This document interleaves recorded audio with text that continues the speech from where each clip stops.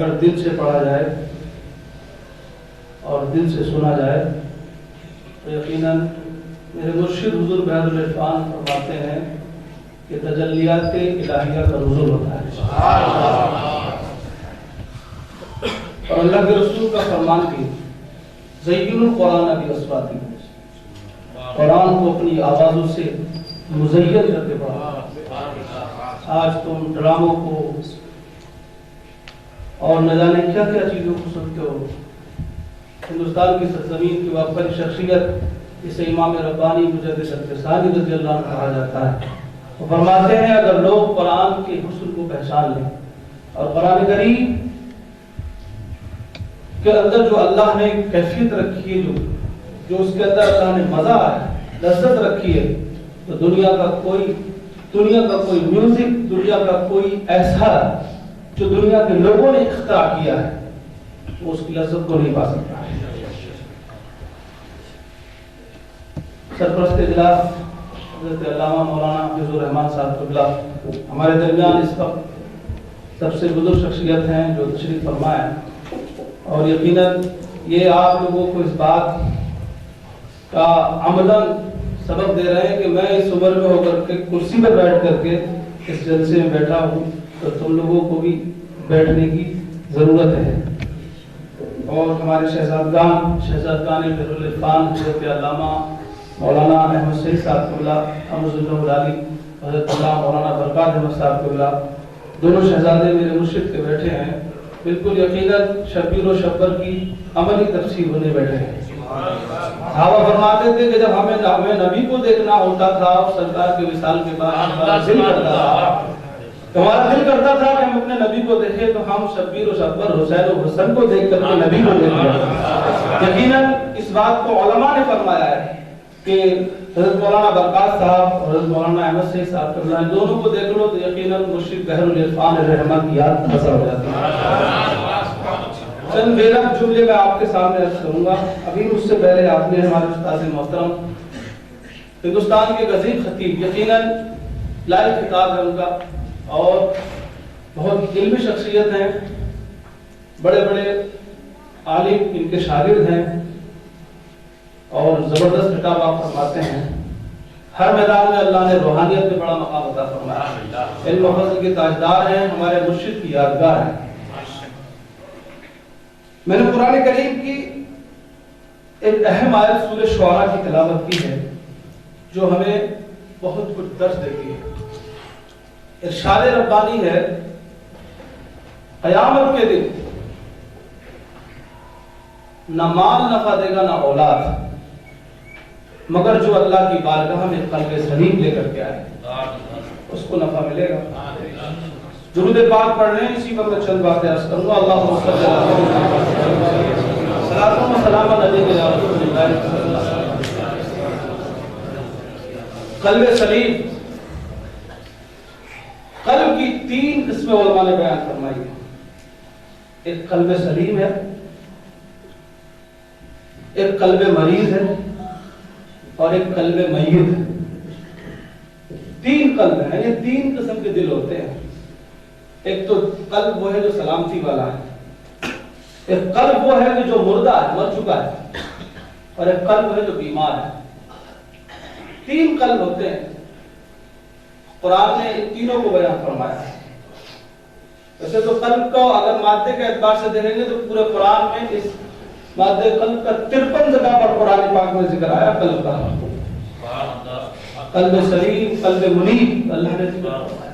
آج افسوس یہ ہے کہ ہم درس قرآن نہیں لیتے ہیں، قرآن کو ہم کتابوں میں سجا کے رکھتے ہیں، قرآن خوانیوں میں پڑھواتے ہیں، اور ائمہ اور علماء کا حصہ سمجھتے ہیں، ہم اس سے ہدایت دینے کی بات نہیں کرتے۔ حالانکہ قرآن کے 2 جملے بڑے مشہور ہیں، ہدی للناس، یہ لوگوں کی ساری انسانیت کے لیے ہدایت ہے، اور شفاء للناس، یہ لوگوں کے لیے شفا ہے۔ قلب مریض، بیمار کا دل، اور قلب میت، تو پہلے ہی بار آپ کھول کے پڑھیں تو آپ کو معلوم ہوگا۔ اللہ ارشاد فرماتا ہے ختم اللہ علی قلوبہم وعلی سمعہم وعلی ابصارہم غشاوہ ولہم عذاب عظیم۔ جن کے دلوں پر اللہ نے مہریں لگا دی, ان کی آنکھوں پر, ان کے کانوں پر اللہ نے بڑا پردہ ڈال دیا, ایسے لوگوں کے لیے دردناک عذاب ہے. کفار و مشرکین کے وہ دل ہیں کہ جو مر چکے ہیں, یہ قلب میت ہیں, ان دلوں پر مہریں لگ چکی ہیں. اس میں وہ تمام فرقے بھی آتے ہیں جو مانا علیہ وصحابی سے ہٹ کر ہیں. وہ تمام فرقہ جات بھی ہیں کہ جن کے دل مر چکے ہیں, اب چاہے ان کے سامنے قرآن بیان کرو, حدیث بیان کرو, وہ سب سن کر کے بھی نہ سننا کرتے ہیں. یہ وہ لوگ ہیں. اور دوسرے وہ لوگ ہیں جن کا قلب تو ہے لیکن بیمار ہو چکا ہے. بیمار ہونے کا مطلب کیا ہوا؟ اس سے پہلے صحیح تھا, اس سے پہلے صحیح تھا, بعد میں بیمار ہوا, بیماری کی وجہ سے کمی آئی. اس کو قرآن نے بیان کیا. اس کو اللہ رب العزت نے ایسے قلب والوں کی اصلاح کا انتظام کیا ہے. وہ انتظام کن کے پاس ہے؟ ان اولیاء المتقون, اللہ ان اولیاء اللہ لا خوف علیہم ولا هم يحزنون, جن کی شان قرآن نے بیان کی ہے. یہ اللہ والے ہیں جن کے پاس ان کا انتظام ہے. لیکن حضرات محترم, مطلقاً میں آپ کو یہ بتا دوں کہ یہ دل بہت بڑی چیز ہے. اس دل کا تعلق بہت ہے, ایک عالم کا بھی تعلق ہے, جاہل کا بھی تعلق ہے. اس کا انتظام کر کے جانا پڑے گا دنیا سے آخرت کے لیے. اللہ فرماتا ہے میرے پاس آنا تو قلب سلیم لے کر کے آنا, قلب منیب لے کر کے آنا. اب قلب سلیم پر میں تھوڑی سی گفتگو کر کے اپنی بات کو ختم کروں. ہو سکتا ہے میری کچھ باتوں سے آپ لوگ جو ہے پریشان ہو جائیں, لیکن پریشان نہ ہوئیے گا. کچھ باتیں جو میرے مرشد کے میں نے باتوں سے سنی ہیں, انہی سے سنی سنائی اپنے مرشد کی باتوں سے, اور کچھ قرآن کی تفسیر کی روشنی میں آپ سے بات کر کے اپنی باتوں کو ختم کرتا ہوں. درود پاک پڑھے اللہم صلی اللہ علیہ وسلم مولانا محمد بارک وسلم سلام و سلام علیک یا رسول اللہ.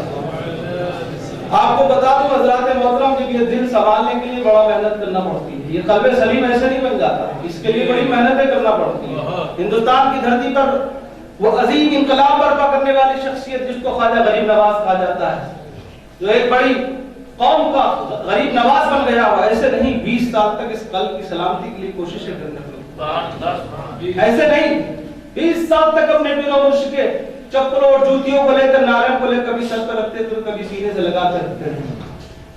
یہ قلب سلیم ایسے نہیں بن جاتا. اس کے لیے تو امام اعظم نے فرمایا تھا لولا صلی اللہ علیہ النعمان, اگر نعمان بھی اپنے مرشد کی بارگاہ میں نہ جاتا.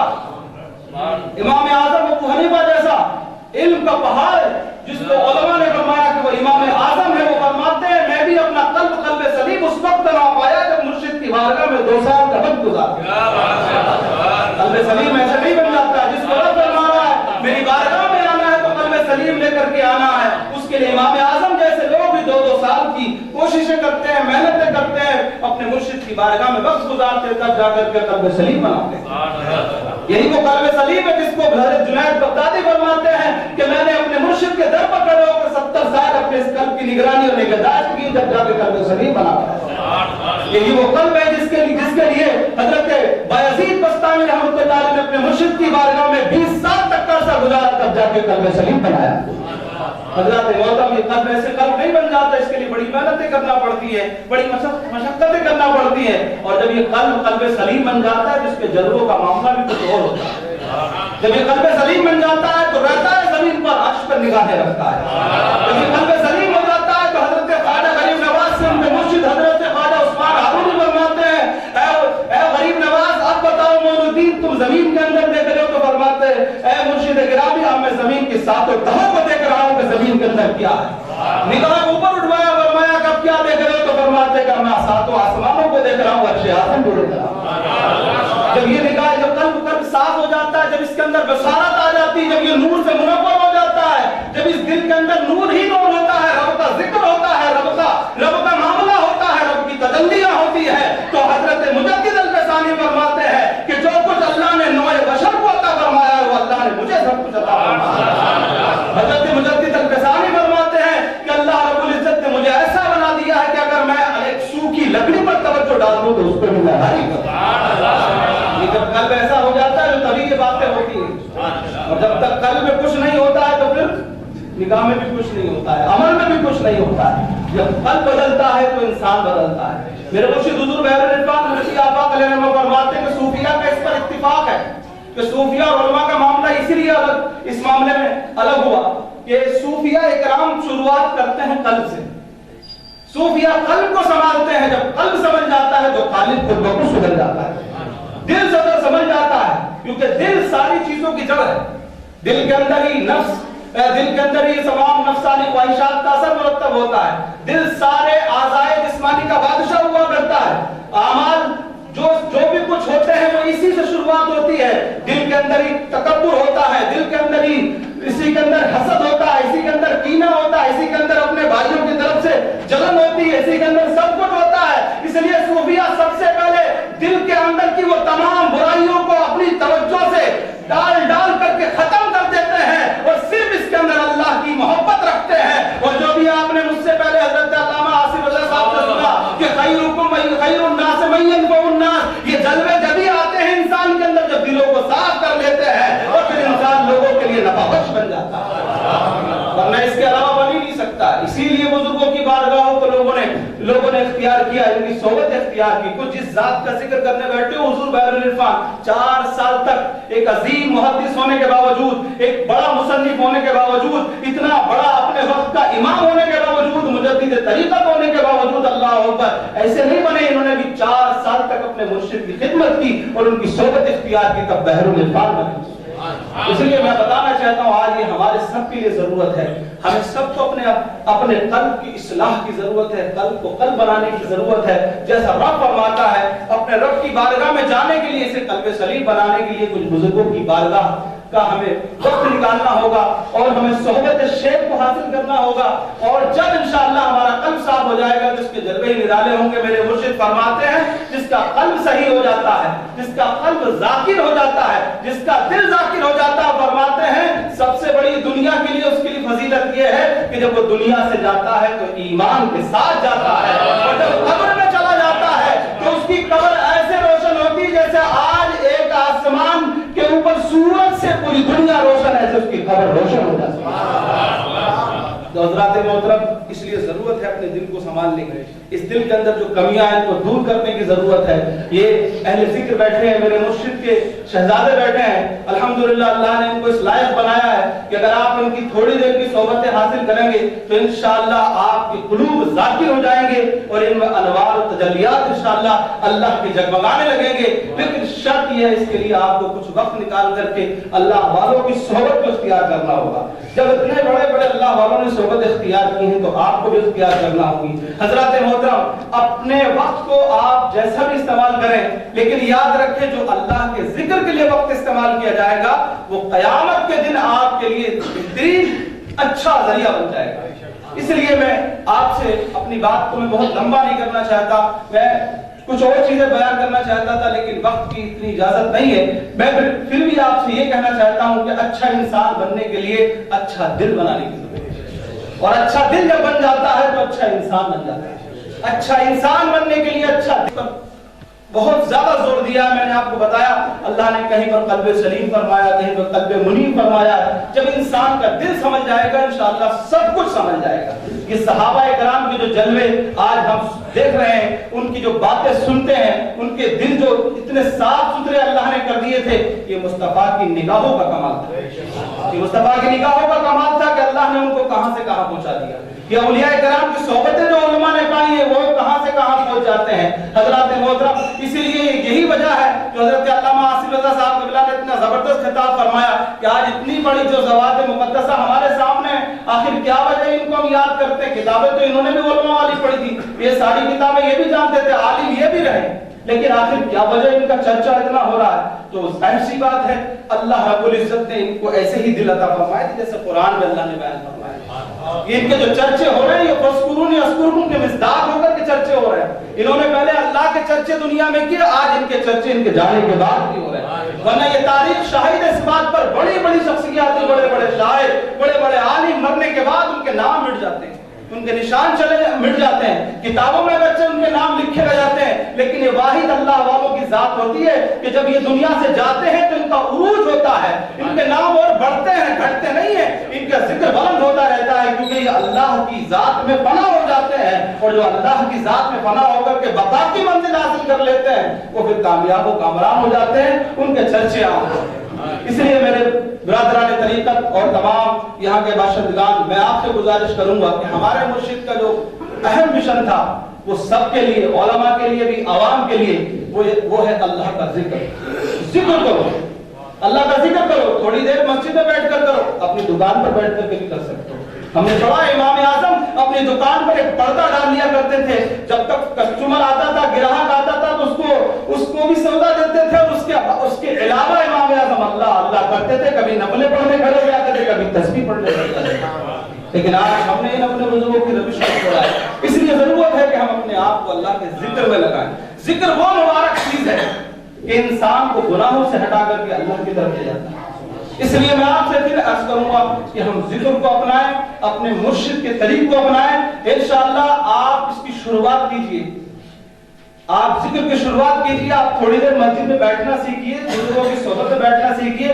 آپ کا ذکر انشاءاللہ، ہمارے مرشد نے یہاں تک کہ فرمایا ہے کہ جس کا دنیا میں اللہ نے قلب ذاکر کر دیا اور دنیا سے وہ قلب ذاکر کر کے چلا گیا، اگرچہ وہ صرف اپنا دروازہ کھول کے یہاں سے جائے گا، لیکن جب قیامت کے دن اٹھے گا تو انشاءاللہ سلوک طے کر کے اٹھے گا. یہ بڑی چیز ہے حضرات محترم. اس لیے آپ حضرات مسجد میں بیٹھیں یا کہیں پر بھی بیٹھیں، لیکن ذکر کیا کریں. زبان سے بھی ذکر ہوتا ہے، قلب سے ذکر ہوتا ہے. میں آپ سے یہی عرض کروں گا کہ آپ جو یہاں پر بڑے بڑے اہل علم بیٹھے ہوئے ہیں اور یہ اہل ذکر بیٹھے ہیں، ان کی صحبت اختیار کریں. اور اکثر ماشاءاللہ یہاں پر ہمارے مرشد حضور بحر العرفان رحمۃ الرحمان کے فیض یافتہ لوگ بھی موجود ہیں. آپ ان سے رابطہ کر کے ذکر کو حاصل کیجئے.